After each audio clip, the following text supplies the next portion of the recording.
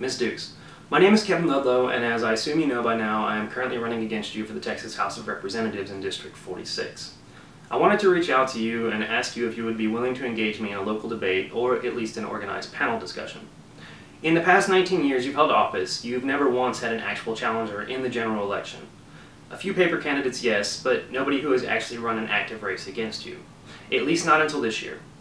So far, our campaign team has visited about 12,000 houses in the district. We're highly engaged online with social networks, and as you probably know, we also have billboards all over the district highlighting our various campaign positions. In fact, our most recent billboard is up near you in Pflugerville, and it states very plainly, "Let's end the war on drugs."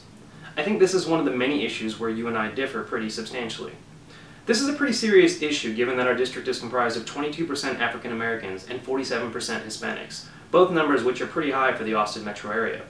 That data is relevant because the war on drugs is probably the most powerful and egregious tool that the state can use against African Americans and other minorities. You probably know some of these facts, but just to illustrate my point. According to Forbes, African Americans represent 62% of drug offenders, and yet they represent only 12% of the US population. Black men are sent to state prisons 13 times more than white men, while the drug usage between the two is almost the same.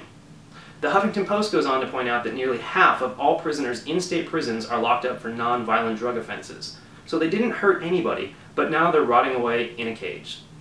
And, of course, as we know, there is absolutely no shortage of drugs while in prison. So addicts continue using, meanwhile being subjected to a violent existence in a small cage, leaving a permanent stain on their record, thereby decreasing any chances for gainful employment should they be released, which in and of itself is wishful thinking.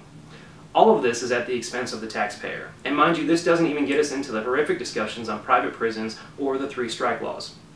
So, needless to say, I do not support the war on drugs, not by a long shot. But in a survey response I found, the question asked, in order to address crime, would you support strengthening penalties and sentences for drug-related crimes?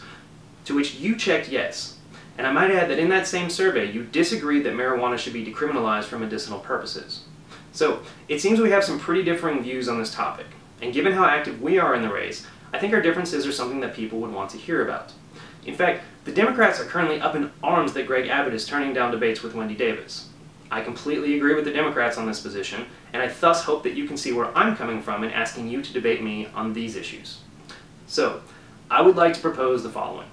I would like to find a public space. It can be a city building, a school, a church, it really doesn't matter. Given I'm challenging you, I'm willing to pay all of the expenses related to the rental of the facility. You bring 2 moderators and I bring 2 moderators. Each of us gets 6 questions. That's 12 questions total. We each get a 3-minute long introduction. Your moderators select one of your questions and ask me. I get 1 minute to respond. They then ask you the same question and you get 1 minute to respond. I would then get a 30-second rebuttal. We follow the same pattern, but we alternate each time and a coin flip determines who goes first. Now, if you can find a fairer way to do it, I'm all for hearing it. You have my email address, my telephone number, my website, and everything else you need to get in touch with my campaign, so please do let us know. Thank you very much for your time, and I truly do hope that you will be willing to debate me.